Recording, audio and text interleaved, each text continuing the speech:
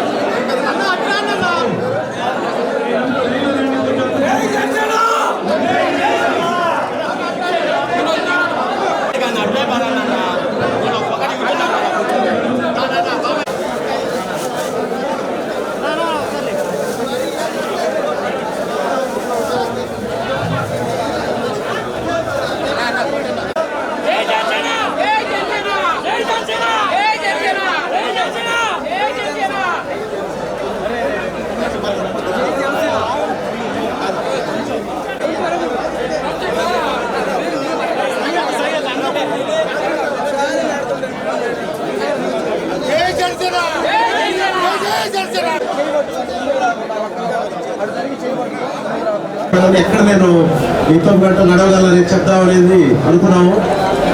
అదే రోజు పండగ రోజు పవన్ కళ్యాణ్ గారు నాకు జనసేన పార్టీ ఇన్ఛార్జిగా ప్రకటించడం జరిగింది నిన్న.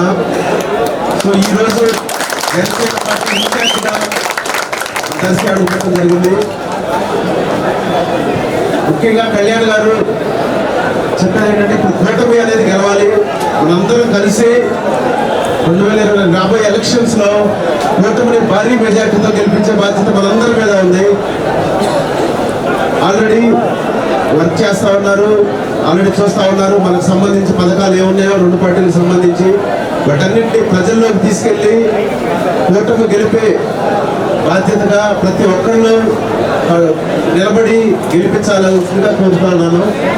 అదేవిధంగా నేను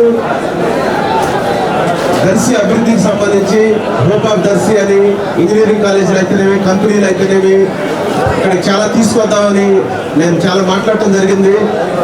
సో దానిలో భాగంగా నేను ఎప్పుడూ మీ అందుబాటులో ఉండి మన ఆఫీస్ నుంచి ఇక్కడి నుంచి ఎవరికైతే ఉద్యోగ అవకాశాలు కానీ దేనికైనా ఎడ్యుకేషన్కి సంబంధించి కానీ ఏ రకమైన సహాయం మనం చేయగలమో వాటికి సంబంధించి జనసేన పార్టీ ఆధ్వర్యంలో మనందరం వెళ్ళి అందరికీ ప్రజలకు సహాయం చేయడానికి నిలబడటానికి వచ్చాము ఇక్కడికి. సో రేపటి నుంచి జనసేన ఇప్పటి వరకు కార్యకర్తలు ఎవరైతే కొంతమంది పాత రోజులు, ఇప్పుడు ముఖ్యంగా చెప్పాలంటే జనసేనకు సంబంధించి ఫస్ట్ చెప్పాల్సింది బటుకు రమేష్ గారి గురించి. రమేష్ గారు టీం అందరూ కూడా ఎంతో కష్టపడి ఇన్ని రోజులు పార్టీని డెవలప్ చేశారు. ముఖ్యంగా వాళ్ళందరికీ కూడా నమస్కారం, కృతజ్ఞతలు తెలియజేసుకుంటా ఉన్నాను. సో అదేవిధంగా మనం చెప్పాల్సింది ఏంటంటే ప్రతి ఒక్కరికి పార్టీ డెవలప్ అయ్యేటప్పుడు కొత్త నీరు రావాల్సిందే. అదేవిధంగా అందరూ కలిసి పనిచేసుకోవాలి.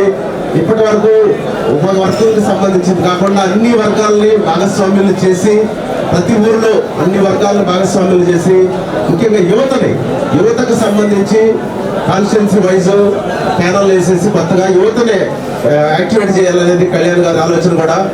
దానిలో భాగంగానే నాకు ఇక్కడ ఇన్ఛార్జ్ ఇవ్వడం జరిగింది. యువత అందరికీ చెప్పేది ఏంటంటే మనం మధ్యలో ఏముండదు, ఇదేదేం లేదు. ఇక్కడ కళ్యాణ్ గారు ఎలా చెప్తే అలా నడవటమే, నేనైనా మీరైనా. సో దానికి సంబంధించి నాయకులు మధ్యలో ఉన్నారు, రావచ్చు పోవచ్చు, కానీ ఒక జన సైనికుడు మైండ్ ఎవరు మార్చలేరు. డబ్బులతో కొనేది కాదు మన అభిమానం అనేది. కళ్యాణ్ గారు మనకి ఎలా చెప్తే అలా వెళ్తామే మన పని. దానిలో భాగంగా కూటమిని గెలిపించే బాధ్యత మనందరి మీద ఉంది.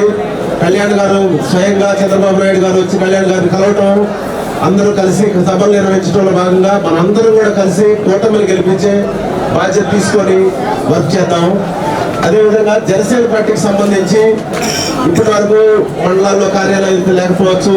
ఈ రోజు నుంచి మనం నెక్స్ట్ ఏంటంటే ప్రతి మండలంలో కార్యాలయాలు చేసుకోవడం, ప్రతి గ్రామంలో కూడా కమిటీలని, యాక్టివ్గా ఉండే కమిటీలని, పెద్ద నాయకులు చాలా మంది జాయినింగ్స్ ఉన్నాయి, అందరూ తీసుకొచ్చి ఎక్కడ వీలైతే పెద్ద విలేజ్లో కూడా గ్రామ పార్టీ కార్యాలయం ఓపెన్ చేసుకున్నాము.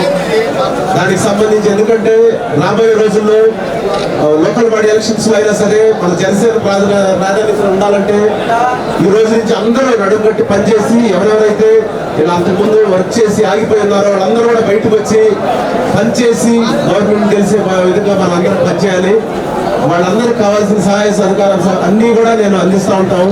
పార్టీకి సంబంధించి, పార్టీ నాయకత్వానికి సంబంధించి కొత్త నాయకులు జాయిన్ అయ్యే వాళ్ళు ఎవరైనా కానీ ఆ ఉన్న నాయకులందరికీ కూడా గౌరవంతో కొత్త నాయకులను కూడా జాయిన్ చేసుకొని మనం పెంచుకుందాం, మనం బలం పెంచుకుందాం. బలం పెంచుకోవాలంటే కొత్త వాళ్ళు రావాలి, పాత వాళ్ళు ఉంటారు, అదేవిధంగా కొత్త వాళ్ళు రావాలి. ఎవరైతే యాక్టివ్గా ఉంటారో వాళ్ళకే నాయకత్వం ఉంటుంది. దాన్ని దయచేసి అందరూ దాన్ని ఆలోచించి పార్టీ అభివృద్ధి, పార్టీ భవిష్యత్తు దృష్ట్యా మన భవిష్యత్తు, మనందరి భవిష్యత్తు కూడా పార్టీ భవిష్యత్తు మీద ఆధారపడి, పార్టీ మీద ఆధారపడి ఉంటుంది.